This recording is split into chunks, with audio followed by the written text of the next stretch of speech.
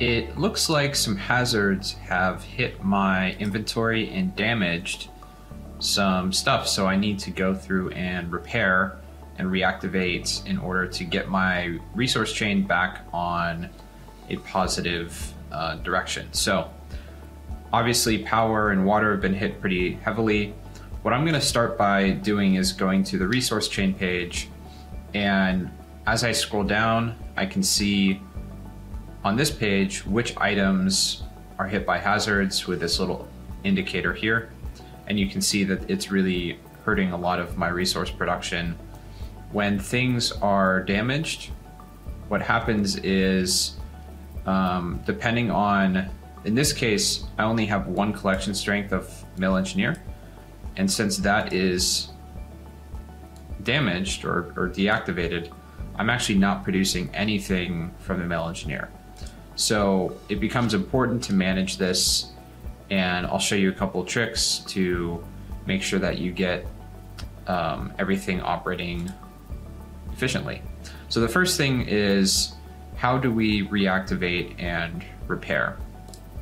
The way to do that is to click on this icon in the bottom right, and you can go through each one of these items and repair individually.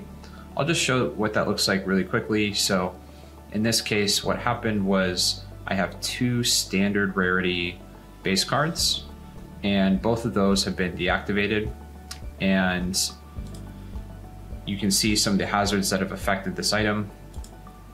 So I'm going to go ahead and reactivate my base cards. Now what that does is it reduces my repair token, so I need to pay some repair token in order for this to get reactivated. And so you saw my balance went down from 1 to 0.98. But now my ice mining rig is repaired. So I'm going to go ahead and refresh the page. And you can see that my collection strength has now changed from 2 in the red to 2 in the green, meaning that my item is now producing resources. However, since it looks like my power systems are offline because my mega power's been damaged, I need to make sure to fix this. So again, I'm going to reactivate the base cards here. And now my power systems are back online.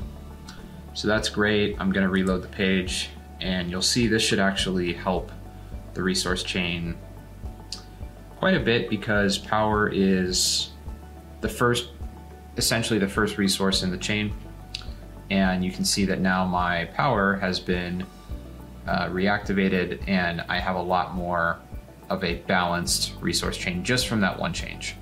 So one of the interesting things we'll go through now is the health of the item. So you can see that my mega power reactor that I'm supporting is still at 100% health. And that's great, meaning that I'm still producing the maximum amount of power as long as my base cards are reactivated. However, you saw that my ice mining rig that I'm supporting, Ice Mining Rig 3, is at 25% health, meaning the owner hasn't repaired the item yet. So in that case, I need to actually either ping this owner if I know them, or I can choose an ownership card that is healthy. In this case, Ice Mining Rig 1 still has 100% health, so I'm going to go ahead and select that. And what happened here is there's a 1 hour waiting period before my support changes between Ice Mining Rig 3 and Ice Mining Rig 1. Once that is in effect, then I will actually have a fully healthy ice mining rig. So in order to speed this up, I'm going to go ahead and fix all my items, which I can do by pressing this button. It shows me a summary of what is damaged. In this case, 1 shadow card, 6 remaining cards. And I'm going to go ahead and click this. And now my base cards have all been reactivated. If I reload the page, you'll see that things look a lot more healthy now. Okay, so I just reloaded the page. You can see that things are still red. This means that I'm not producing enough inputs to power this item. One of the things that's probably going on here is I will just need to wait until the next resource run at the hour, which will start producing resources again since things have been deactivated for a bit. So I'm gonna go ahead and check back once that happens. But for now, I'm also gonna go through, I already fixed the ice mining rig and changed my ownership support. For this one, I'm also gonna do the same to make sure that I get supporting a healthy engineer. And I'm gonna do this down the list. I'm looking at the health value here, and you can see that all of these are 100. This one is 76%. So I'm gonna go with the next.